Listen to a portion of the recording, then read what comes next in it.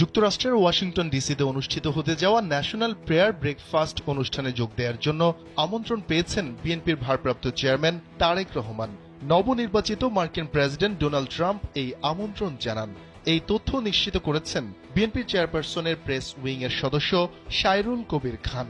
আমন্ত্রণ পাওয়া এই তালিকায় আরও রয়েছেন দলটির মহাসচিব মির্জা ফখরুল ইসলাম আলমগীর, স্থায়ী কমিটির সদস্য আমির খসরু মাহমুদ চৌধুরী। জানা গেছে আগামী ৫ ও ৬ ফেব্রুয়ারি এটি অনুষ্ঠিত হবে। মার্কিন কংগ্রেসের নেতৃত্বে জাতীয় প্রার্থনা প্রাতরাশ বা ন্যাশনাল প্রেয়ার ব্রেকফাস্ট অনুষ্ঠিত হয়ে থাকে।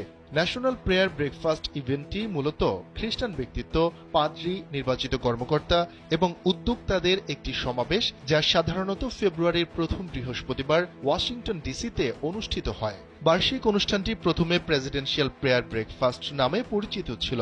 ১৯৭০ সালে এর নামকরণ করা হয় ন্যাশনাল প্রেয়ার ব্রেকফাস্ট। এর ইভেন্টে প্রার্থনা, রাজনীতি এবং ব্যবসা সহ সমসাময়িক গুরুত্বপূর্ণ বিষয় উঠে আসে। তাই এতে যোগদান মার্কিন প্রেসিডেন্টদের জন্য একটি প্রধান বিষয় হয়ে উঠেছে। প্রথমবারের মতো ১৯৫৩ সালে দেশটির প্রেসিডেন্ট ডোয়াইট ডি আইজেনহাওয়ার এই অনুষ্ঠানে যোগ দেন।